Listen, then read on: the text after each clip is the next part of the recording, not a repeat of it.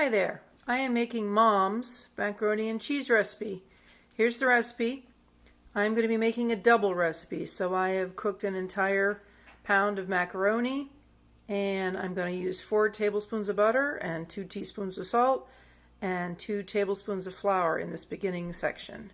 I have already grated the cheese, the cheddar cheese. Always use as sharp a cheese as you can possibly have.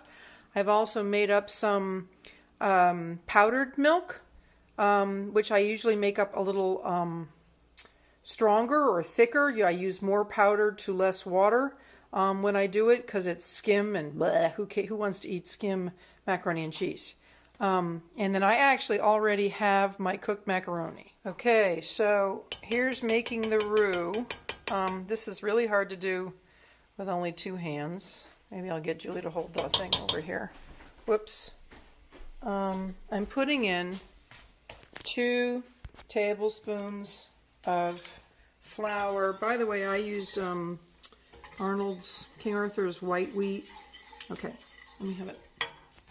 The real trick to making a roux is 1, use a whisk. Must have a whisk. Makes a difference.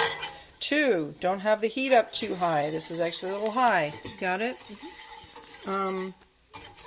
I'm going to eyeball this. This to me looks a little light on flour. So I'm actually going to make a little bit more here.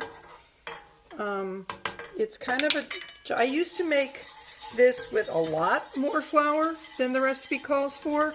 And what I was finding because that made it thicken up faster. What I was finding is that I wasn't cooking my roux. That's R-O-U-X for all of you people who don't know what I'm talking about. If you don't cook your roux to where it gets this brown caramely color, your roux, your white sauce is going to taste like flour, not like your white sauce. That's actually a mistake that a lot of people make. You have to give it time to get like a warm caramel color. And to be honest, it has a different smell. Stick your nose in the pot, and if you can smell butter and flour, you're not done yet, okay? It's supposed to smell like something different. And it's kind of hard to describe, but it's closer to caramel than it is to flour or butter. It's almost a little sweet. And as I said, the color is kind of tan. You're not burning it, although you can actually burn this, so that's why you have to be careful and patient. It's getting there, I can tell. As I said, I can't give you a smell-o-vision here, but you see how the color is changing? It's getting darker. That's what you're looking for. And then what you're going to do, once you've got this done, is then you're going to add the milk. Okay, I'm going to pause for a second. Okay, so here we have our roux. We have a medium-high flame, medium-high heat. I actually turned it off for a second because I forgot. I didn't measure my milk. I want this to be bubbling. It's not bubbling yet.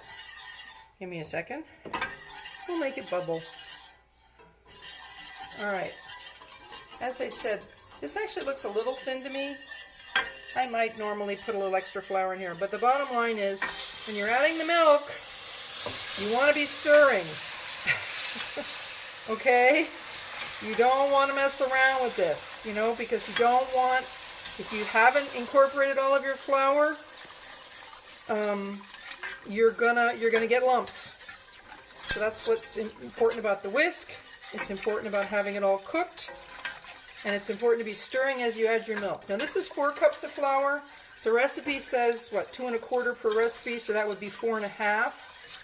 You can go a little skimpier on the milk. It's a little bit of a judgment call. I used to put more flour in and less milk, and again that made it thicker.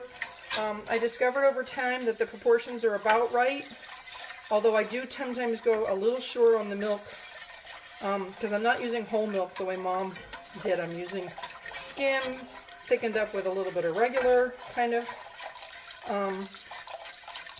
All right, so you've added all your milk. You've got 4 cups of milk and your 4 tablespoons of butter, and you got your roux, with the flour in it. And now you have something that looks like milk, okay? Now is the hard part. You actually have to cook this sucker until it gets thicker. And it can be a while. It can be 20 minutes. I'm going to stop the film, but I'm going to pay attention to my time here. So it's 4 minutes to 2. And I'll let you know. I will see you back when it's getting thicker. Go.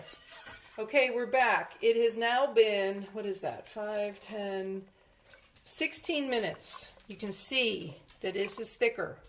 Okay, you can kind of do this for as long as you want. It will get thicker and thicker. Then it reaches a point of diminishing returns.